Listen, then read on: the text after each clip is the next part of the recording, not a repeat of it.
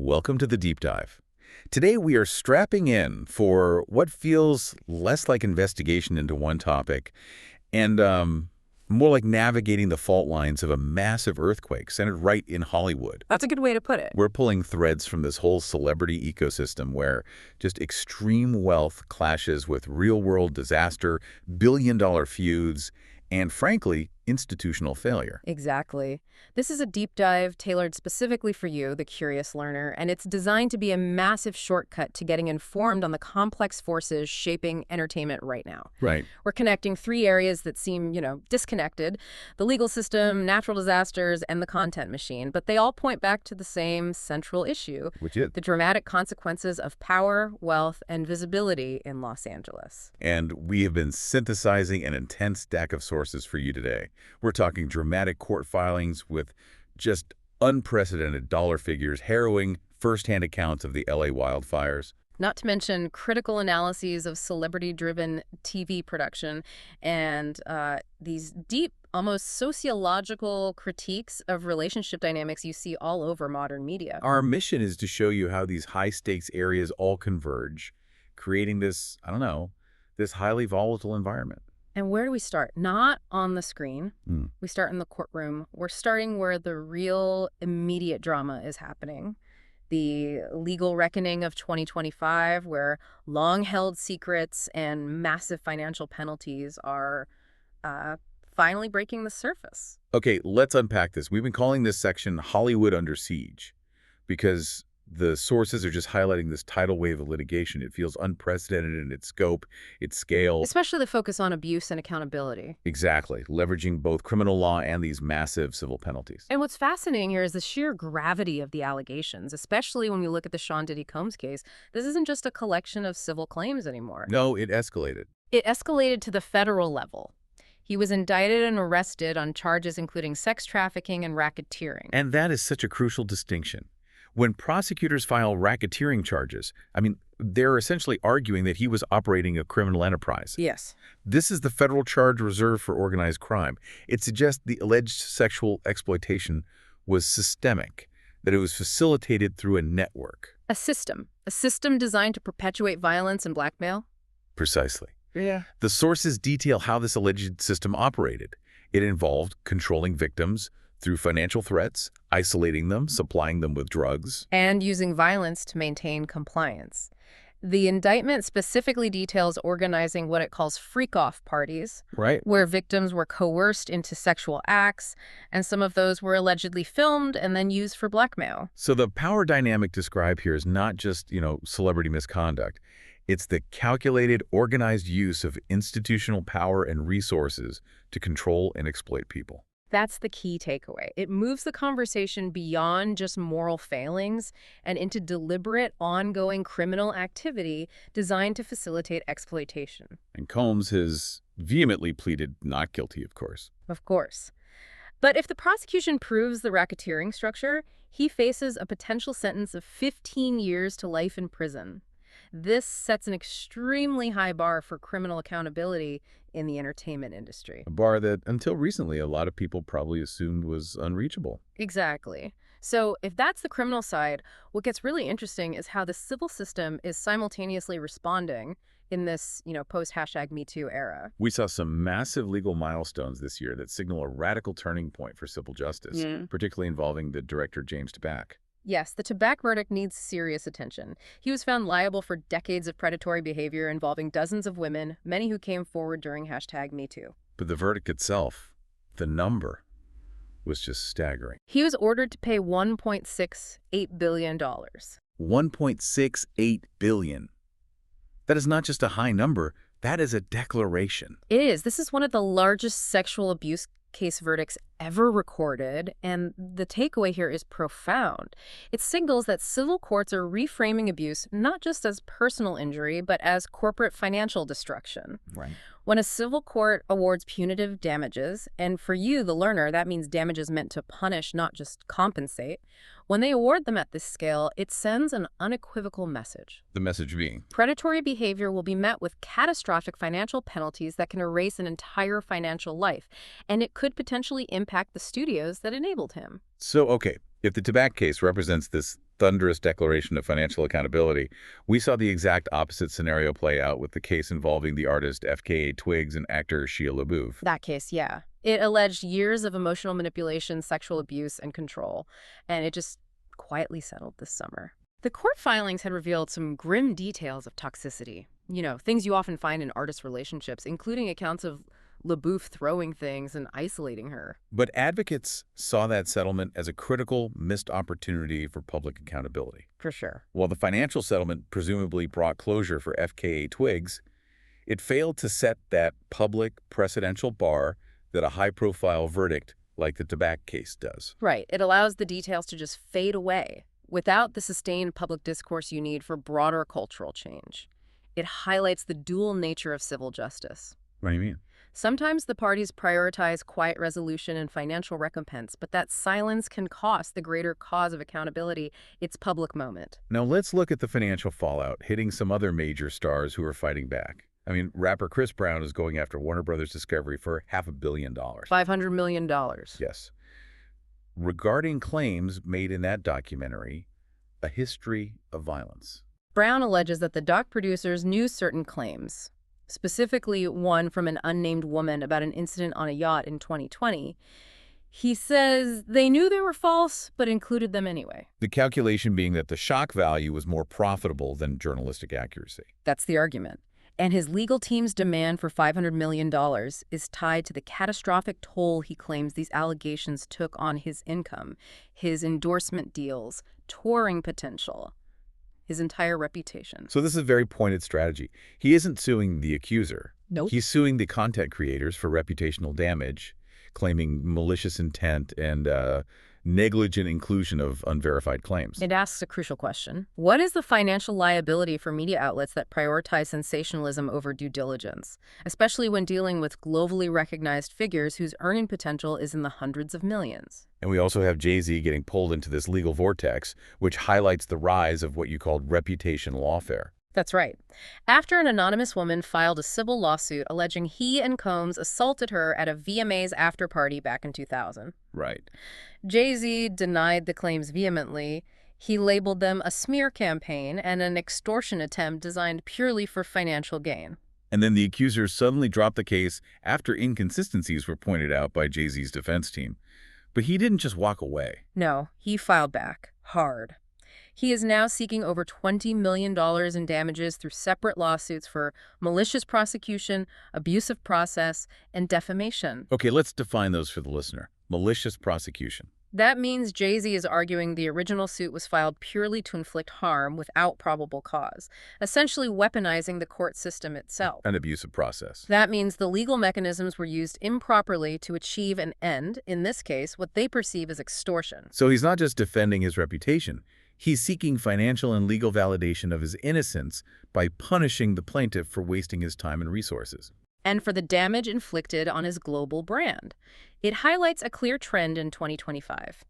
The response to civil accusations by wealthy figures is no longer just denial and quiet settlement. It's aggressive counter-litigation. Exactly. Spending millions to recover tens of millions, labeling false accusers as extortionists, and setting a precedent that weaponizing the courts against the powerful will come at an enormous personal cost. That's a huge shift in the power dynamics. And we look outside of Hollywood's core entertainment figures. The same issues of alleged cover-ups are appearing in other spheres of celebrity influence. You mean the intersection of sports, religion, philanthropy? That's it. Take the devastating lawsuit against Yankees Hall of Fame pitcher Mariano Rivera and his wife Clara, who was a pastor at their church. The suit alleges negligence and a systematic cover-up related to the sexual assault of a girl tied to a church-affiliated internship in Florida. The sources detail this just alarming pattern of alleged failure to protect. The girl was allegedly assaulted by an older camper during the internship. And when the Riveras were informed, they reportedly pressured her to remain silent. Prioritizing the church's reputation over the victim's welfare. And the allegations deepen.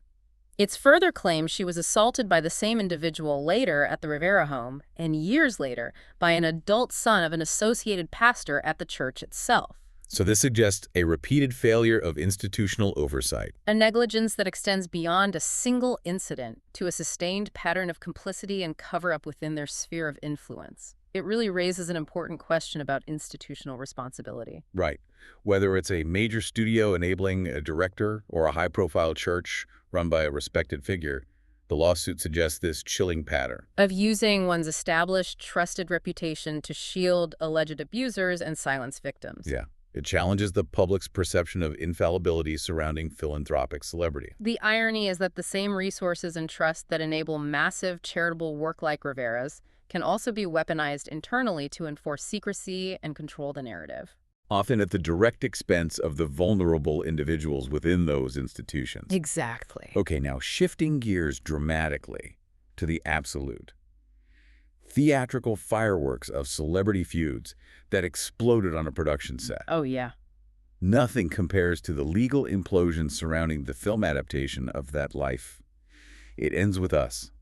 This became a massive legal battle between Blake Lively and Justin Baldoni. This started as a workplace issue that just spiraled out of control. Lively initially accused Baldoni, who was both the director and her co-star, of sexual harassment and retaliation. Following alleged creative differences that turned hostile, and that escalated rapidly to a federal lawsuit. And Baldoni's response was not just defensive, it was, offensive. He hit back with a staggering $400 million countersuit. Against Lively, her husband Ryan Reynolds, and their publicist. The figure is astronomical. And you need to understand how a celebrity calculates that. Baldoni claims that their actions were a coordinated, malicious smear campaign designed to extort him, alleging that Lively and Reynolds leveraged their immense media power to destroy his reputation, costing him tens of millions in future directing and acting projects. So the $400 million isn't just about the current film. It's about the future revenue stream they allegedly destroyed. Exactly. It's projected lost earnings, punitive damages, and the value of a lifetime's reputation. And what's truly fascinating is how the PR firestorm pulled in tangential figures. Like Taylor Swift. Yes. The sources indicate that global figures like Taylor Swift, a close friend of Lively, were drawn into the PR battle because the lawsuit targeted her publicist. Which just demonstrates the magnitude of the defamation accusations and the highly intertwined nature of Hollywood power couples and their PR machines. For sure. Speaking of huge dollar figures and smear campaigns, let's look at the confusing legal drama surrounding NFL star Shannon Sharpe. Right. He's facing a $50 million sexual assault suit from an OnlyFans model, Gabrielle Zuniga. And Sharpe publicly denied the claims as a malicious money grab, orchestrated by the plaintiff and her lawyer to exploit his name for profit. Which is a common defense tactic in these high-profile civil cases. But his own lawyer created a massive complication for that defense. A huge one. The lawyer later admitted that Sharpe had offered Zuniga a $10 million settlement days before the lawsuit went public. That admission severely complicates the narrative of a simple money grab. It does.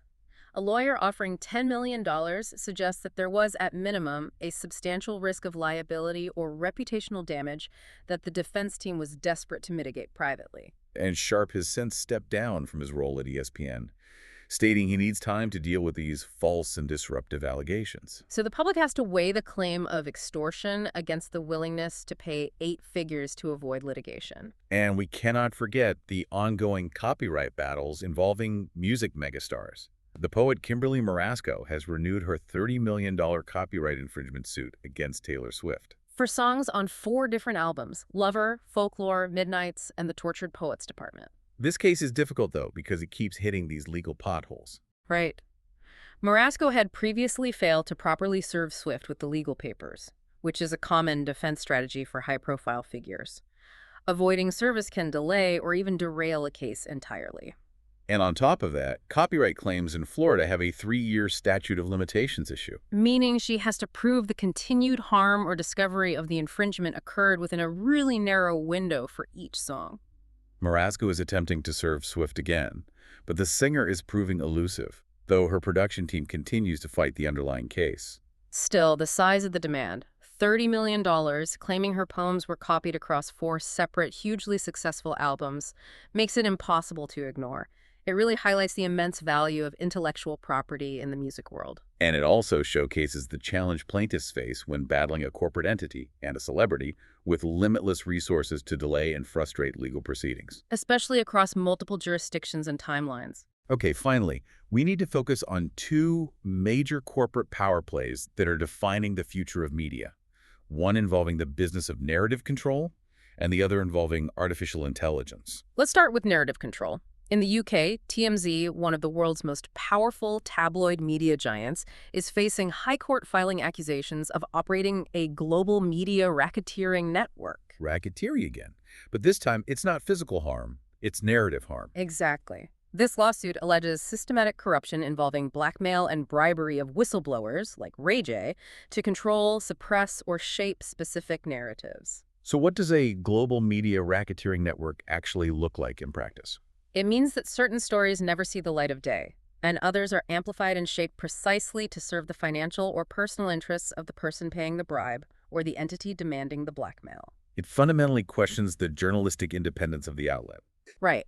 It suggests they are not reporting the news, but manufacturing the narrative. That's a huge allegation of systematic corruption that goes to the heart of how celebrity is packaged and sold. And on the tech front, we have a case that will define the future of IP. The big one. Disney, Warner Bros., and NBC Universal jointly suing the Chinese AI firm Minimax. This is absolutely critical. They allege that Minimax's large language models, the underlying technology for generative AI, scraped billions of pieces of copyrighted film and TV material to generate synthetic media. Essentially stealing the foundational content that trains the AI. So for you listening to this, we need to clarify. Why is AI scraping different from, say, a human researcher looking through a library? The difference lies in the scale and the output. A human researcher might read a dozen books. An LLM consumes the entire copyrighted library of Hollywood and then critically. It monetizes it. It monetizes that consumption by creating new, competing content synthetic scripts, images, and video without paying a dime for the source material. Disney and Warner Bros. Are arguing this is massive, systematic, unlicensed theft that devalues their core intellectual property. The sources are calling this the case that will define AI's future in entertainment because the outcome is going to set the legal boundaries for intellectual property use by LLMs moving forward. It'll establish who owns the foundational content that trains the future of media generation. Exactly. If the studios win, it validates the multi-billion-dollar value of their archives. If Minimax wins, it could unleash an era of legally sanctioned content harvesting. That legal landscape is just overwhelming, the complexity, the cost. But now we have to transition from the chaos of court filings and billion-dollar feuds to the literal physical chaos that swept through Los Angeles. We're moving from a high-stakes courtroom drama to the apocalyptic reality of the LA wildfires that hit these same wealthy communities. It's an abrupt and stark transition. We are talking about physical devastation hitting the same privileged communities we just discussed in the legal context. Yep. The same homes where these executives and stars live. The fires began so rapidly on January 7th in Pacific Palisades and just spread with alarming speed across Malibu and Santa Monica. The scale of this devastation is hard to grasp unless you look at the raw numbers. The fire burned over 15,000 acres. Decimating more than 1,000 properties. And tragically claiming at least 5 lives at the time of reporting. Governor Gavin Newsom declared a state of emergency, forcing 30,000 people to evacuate their homes. Sometimes with less than an hour's notice. And a sheer speed of the fire, fueled by severe Santa Ana winds and critically dry vegetation, meant that property owners, even those with extensive insurance and defensible spaces, were just powerless. The density of destruction was immediate and total. Let's focus on a few specific losses to illustrate the scope of wealth and history just reduced to ash. Right. Actress Anna Faris lost her $5 million Pacific Palisades mansion. And the heat was so intense. There were these shocking images that show the backyard swimming pool structure completely empty. Suggesting the water itself evaporated due to the staggering immediate heat of the inferno. That image, an empty pool structure, is terrifying. It speaks to a heat beyond what standard residential construction is designed to withstand. We also saw actors Adam Brody and Leighton Meester lose their $6.5 million, nearly 6,000 square foot family home in Pacific Palisades. Their roof collapsed entirely. It just shows the vulnerability of even custom-built, multi-million-dollar structures when facing an unstoppable natural disaster. The surreal nature of the event was captured by reality star Spencer Pratt. He and Heidi Montag lost their Palisades home. And he shared that horrifying but strangely poignant security camera image of his son's small bed burning. And the fire had formed the shape of a heart on the mattress. He called it a sign of how much love was in this house. That anecdote just captures the dual tragedy. The physical loss combined with the surreal documentation of that loss via social media and security cameras. And the loss extended across decades, too. The legendary songwriter Diane Warren lost her Malibu beach house of nearly 30 years. Though thankfully, the animals at her rescue ranch were safe, a small mercy amid widespread destruction. The fire truly erased physical landmarks of celebrity and media history. We saw the confirmed losses of homes owned by people like Billy Crystal, who lived there since 1979. And the destruction of the iconic Mediterranean mansion in Malibu where Bella Hadid grew up. The sources recount these terrifying evacuations, which often turn into high-stakes dramas themselves. The famous clan, including Kim Kardashian, had to flee their homes in Calabasas and Hidden Hills as the fire erupted. Star Wars actor Mark Hamill described his escape from Malibu as last minute, driving past small fires on both sides of the road, realizing he was minutes away from being trapped. And the emotional toll is so often overlooked amid the property damage headlines. Mandy Moore revealed her profound survivor's guilt. The main part of her house miraculously remained standing, but she lost her husband's studio, and every single other house on her street was gone. She described trying to shield her 3 kids from the immense sadness and worry she felt, knowing their neighbors had lost everything. And think about the distance. Paris Hilton described the heartbreak of watching her family's Malibu home burn down on live TV. That sense of powerlessness, watching your history consumed remotely, is such a unique aspect of modern disaster. Amid the chaos, though, there was also a powerful public service announcement that emerged from actor Steve Guttenberg. Right. He urged able-bodied people to leave car keys in abandoned vehicles. A simple but critical act, so fire trucks could move them if they blocked access. And he also stressed the need to help elderly or disabled neighbors who couldn't evacuate alone, highlighting that brief moment when community spirit overtook celebrity isolation. So after this apocalyptic devastation, the immediate problem shifts from putting out the fire to dealing with the staggering amount of toxic debris. Ash, soil, rubble, melted plastics. And this is where the environmental justice clash ignites, involving the Kardashians once again, but this time Kourtney. Correct. Following the fires, the LA County Board of Supervisors approved expanded daily dumping limits for wildfire debris at 3 landfills, including one located right there in Calabasas. One of the wealthiest neighborhoods in the county. And the rationale was simple. The sheer volume of debris necessitated rapid processing. But this immediately sparked local protests because wildfire debris is often highly toxic. It contains heavy metals, chemicals, residue from burnt synthetic materials. And Kourtney Kardashian became highly vocal, joining residents to protest the debris dumping on her social media. Her core argument, Shared through photos with signs reading, "Protect Calabasas, no toxic fire wastes." was that the ash and rubble posed a direct threat to the health and safety of children and wildlife in the community. She pointed out that Calabasas is a healthy, thriving community with strict environmental achievements, and this toxic waste contradicted that ethos. But this is where the "not in my backyard" or NMB critique was raised immediately by observers. Right. And for you, the learner, NMBY, stands for Not in My Backyard. It describes the opposition by residents to a proposed development or facility in their own local area, even if they agree it's necessary for society generally. And in this case, critics noted that officials assured the public that the debris was non-toxic, non-hazardous, and that landfills are legally prohibited from accepting truly hazardous materials. So the opposition was perceived as affluent residents resisting the localized inconvenience and perceived threat rather than a necessary public health intervention. And the irony is hard to ignore. Critics pointed out Kourtney's own questionable environmental track record, which undermines her position as an environmental advocate here. Absolutely. She and Kim were publicly criticized for disregarding LA's strict water conservation measures during a brutal 2022 drought. Exceeding their monthly water allotment by more than 150%. They are also known to regularly fly via private jet, a mode of transport that emits significantly more carbon dioxide than commercial airlines and directly contributes to climate change, which fuels these very wildfires. It creates this Calabasas paradox. When their homes are physically threatened, they demand environmental purity. But when environmental conservation demands personal inconvenience, their immense wealth allows them to just opt out. And the broader systemic issue highlighted here is critical.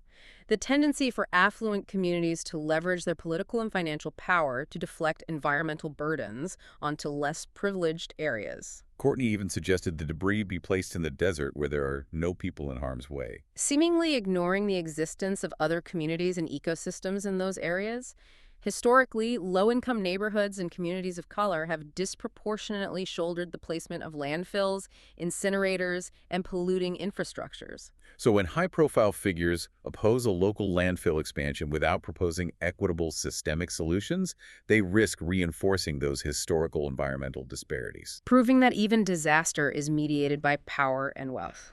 The Calabasas Gates are clearly the epicenter of high-stakes legal drama and environmental battles. But let's shift now to the most profitable product they export, the business of celebrity content itself, They are doubling down on their most valuable asset. the brand of Calabasas. Exactly. We're seeing two major developments from the Kardashian-Jenner machine right now. One reality and one scripted, both firmly centered around their home turf. Proving that even disaster becomes raw material for content. For sure. Khloe has announced a new Hulu reality spin-off, tentatively titled Calabasas Behind the Gates. And this was announced at Hulu's Get Real House event, signaling an attempt to expand the universe. The premise here is a smart way to sustain the franchise without requiring the main family to constantly manufacture central drama.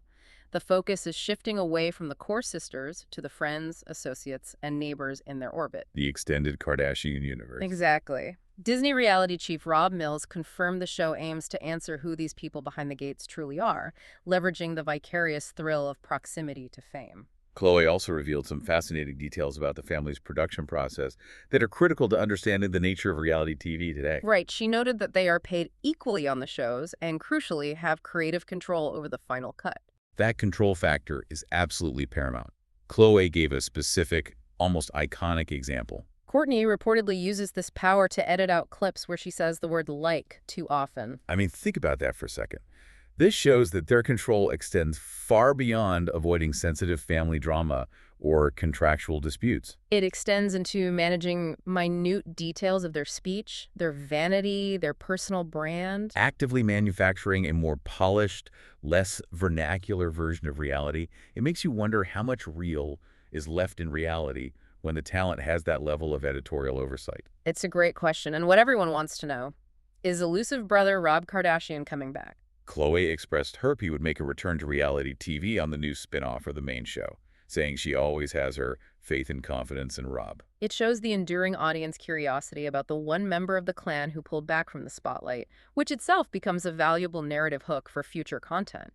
Okay, moving from reality expansion to fictional ambition, Kim Kardashian is making a significant pivot with her scripted Netflix drama, simply titled Calabasas. Which she is executive producing with Emma Roberts. This series is based on the book If You Lived Here, You'd Be Famous by Now by Via Bleitner. And the plot is prime teen drama territory. A 16-year-old Midwestern Catholic schoolgirl named Via transfers to Calabasas High and is immediately plunged into this hyper-privileged world of glamour, secrets. And the magnetic lure of fame. It is being explicitly pitched as echoing the tone of 2000s teen drama classics like The O.C. and Beverly Hills 90210. Trading Orange County well for Hidden Hills exclusivity. What's critical here is the production shift that occurred late in the process. Marlene King, the creator of Pretty Little Liars, was originally the showrunner. But she stepped down after over a year of development work. And she was replaced by a massive superstar showrunner, Chris Van Dusen, the creator of the smash hit period drama Bridgerton. Apparently, Kim, a self-professed Bridgerton fan, reached out directly to Van Dusen, recognizing the need for a major course correction. This pivot is a fascinating strategic move given the context of her recent acting work. Her recent forays into scripted drama have been critically brutal. Right. While her role as Siobhan Corbin in American Horror Story was high profile, her Hulu legal drama All's Fair was universally panned. Critics called it brain dead, a crime against television, and fascinatingly existentially terrible. Ouch. Yeah. So, bringing in a proven, high-quality hitmaker like Van Dusen, who specializes in lavish production and compelling melodrama, is likely a direct response to those career-threatening reviews. It's Kim leveraging her celebrity network and financial power to guarantee quality control and audience draw for her first major scripted producer credit. It shows that even a media mogul like Kim Kardashian recognizes that branding and star power aren't enough when critics are labeling your content a crime against television. She needs a creative safety net. And the creator of Bridgerton is perhaps the best one available. Now, let's turn our attention to one of the most persistent and, frankly, problematic tropes that keeps appearing across both the fictional teen dramas we just referenced and the reality shows. Romance with a massive power imbalance. Specifically, age gap relationships. The sources provide a critical look at how often media pushes boundaries by romanticizing these dynamics, frequently overlooking the inherent ethical concerns. And the power dynamics that are just baked into the scenarios. The most common and arguably problematic trope is the teacher-student fling. We see this with Archie Andrews and Miss Grundy in Riverdale, where the affair started before his sophomore year. The show leveraged the forbidden nature of the relationship. But the teacher's position of authority instantly made the power dynamic predatory. And of course, the foundational example in recent teen drama. Aria Montgomery and Ezra Fitz in Pretty Little Liars. Their forbidden connection was framed as intense and fate-driven, fueled by a shared love of literature. But the show blurred the lines between a healthy connection and a situation where the older party leveraged his social and educational authority over a vulnerable teenager. And we also saw it in classic shows. Dawson's Creek had Pacey Witter and his English teacher, Tamara Jacobs, which was framed as a full-blown forbidden affair. Even the raw style of the UK show Skins had Chris Miles and his psychology teacher, Angie, where the glaring professional and social power imbalance made the relationship deeply unsettling. And beyond the teacher-student dynamic, we see authority figures capitalizing on professional or social imbalances. In Switched at Birth, there was Daphne Paloma's romance with Jeff Raycraft. Her much older boss and the head chef at the restaurant where she worked. That instantly created discomfort because of his position of employment authority over a high schooler. And think of Gilmore Girls. Paris Geller, known for her ambition, had a relationship with Asher Fleming, a much older Yale professor. And while the show tried to frame it as unconventional and humorous, it sidestepped the obvious power imbalance inherent in a professor dating an ambitious student, where the professor holds significant influence over the student's academic future. You also have messy family dynamics that just make it worse. The OC featured the brief, shocking affair between Julie Cooper, the mother, and Luke Ward, her teenage daughter's ex-boyfriend. Creating chaos not just from the age difference, but the familial betrayal. Then there's the truly uncomfortable territory in Glee. Noah Puckerman had a brief romantic storyline with Shelby Corcoran. Who was the biological mother of the teenager's baby that Puckerman adopted? The ethical concerns of the age gap were significant, even though the show framed Puck as the emotional pursuer. What all these fictional accounts share is the tendency to leverage the age gap for shock value and dramatic tension. They often romanticize or justify the relationships with declarations of emotional maturity or true love. But they fundamentally fail to address the core ethical issue, which is that the power imbalance is baked in, and the consequences fall disproportionately on the younger party who lacks the authority and life experience of the older figure. Now let's contrast those fictional portrayals with reality television, specifically the trend of age gap dating shows and millionaire relationship profiles. Here, money is not a subtextual issue. No, it's the central, often declared mechanism. The sources highlight the Netflix trend, where we see real-life dynamics of wealthy couples with significant age differences, where the financial motive is undeniable. And often explicitly discussed by the participants themselves. Right. Take Lynn Cecil, the 72-year-old millionaire businesswoman who actively searches for toy boys, dating men up to 48 years her junior. She admits lying about her age online and is brutally honest about her motivations. She claims men her age are gray of hair, gray of face, and gray of personality. She also openly admits to the insecurity this dynamic creates, confessing she is concerned sometimes that they're after my money while my body. This dynamic flips the stereotype. The older woman is hyper-aware that the relationship may be transactional, and she accepts the risk. It illustrates how immense wealth can create entirely new relationship roles. Then we have successful long-term age gaps that still face complex futures. Multi-millionaire hairstylist Nikki Flark, 61, is married to Kelly, 37. A 24-year age gap, and they are expecting their second child. Nikki notes that while he is definitely more patient now as a father, the major downside is the clear biological clock. The sheer fact that he may not be around for the important milestones and adult years of his children's lives due to the massive age difference. His older children from previous relationships were reportedly surprised and concerned when he decided to have more kids at 61. Billionaires are playing this game too, but often with the ability to define their relationships through shared interests outside of materialism. John Caldwell, the 66-year-old founder of Phones for You, with a $1.5 billion fortune. Is with Modesta, 35, a 31-year gap. They met 5 years ago at a charity bike ride. Modesta admits she didn't know he was wealthy at first, but John emphasizes that he needs a partner who can keep up with his incredibly adventurous and demanding lifestyle. Flying helicopters, sailing a $73 million super yacht. And running huge philanthropic enterprises. Importantly, John decided to leave 70% of his massive wealth to charity because the total amount was, in his words, preposterous. Their shared passion for philanthropy helps define their relationship outside of the mere mechanics of wealth transfer. Finally, we have John Mallet, a 48-year-old serial entrepreneur, and his 25-year-old fiancée, Najla, a 23-year gap. Their relationship highlights the specific social stigma they face. Right. Najla faced intense objections from family and friends who explicitly called her a gold digger, even though she says the relationship is fundamentally about love and John's personality. Despite the backlash, they spent a six-figure sum on their wedding. And while Najla's father initially struggled with the age and race difference, he ultimately walked her down the aisle, showing that the family eventually accepted the legitimacy of their emotional bond. What's consistent across both the fictional dramas and the reality TV examples is the disproportionate focus on the woman's motives when she is the younger partner. Regardless of whether the man is an authoritative teacher or a multi-millionaire entrepreneur. The media constantly frames the young woman as either a hapless victim or a conniving opportunist, reinforcing stereotypes about female agency. It's true. The visibility of these relationships in media, whether carefully critiqued or lavishly celebrated, makes it incredibly difficult for the audience to separate genuine affection from power, financial dynamics, or simple manipulation. Before we wrap up, let's quickly touch on the Love Island cast, continuing their journey outside the controlled environment of the villa in their spin-off, Love Island, Beyond the Villa. This helps us understand what happens when reality cameras shift from manufactured drama to actual adulting.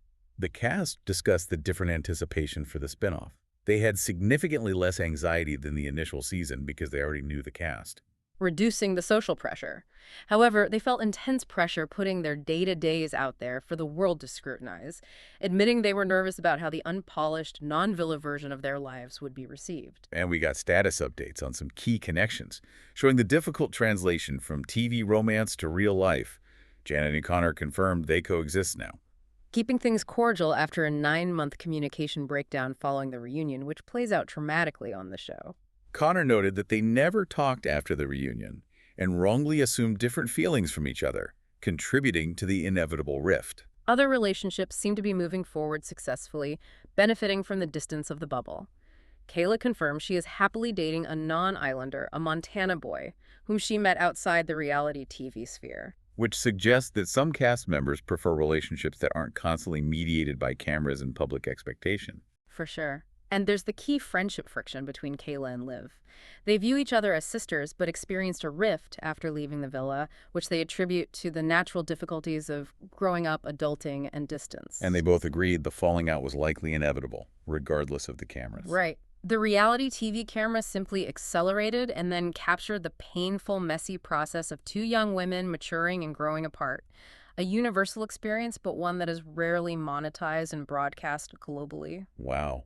We have covered ground today that spans the deepest chasms of Hollywood's internal struggles. We connected 3 distinct but related crises.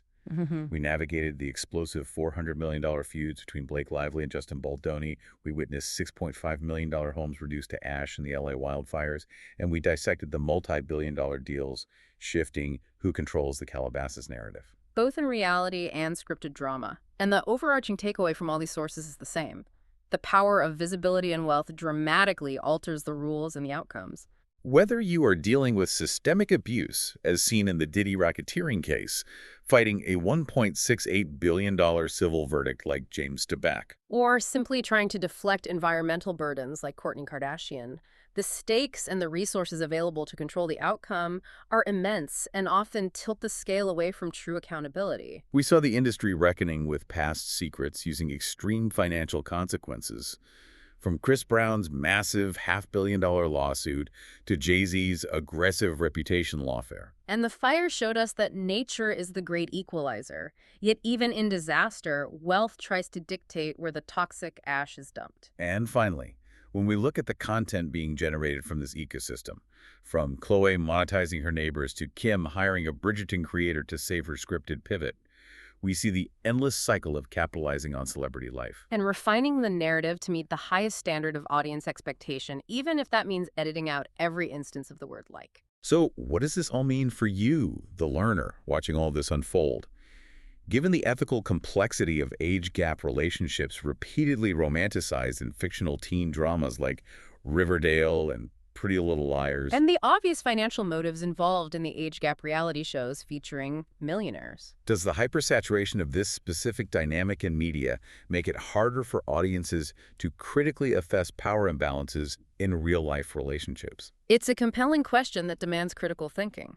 When money, fame, and authority are constantly presented as the acceptable lubricant for large age gaps in our entertainment, it risks normalizing dynamics that, under a critical lens, might signal exploitation or, at the very least, severely compromised agency. It's a constant pressure on the media consumer to distinguish genuine connection from transactional power plays. Exactly. Something profound to mull over until our next deep dive. Thanks for joining us.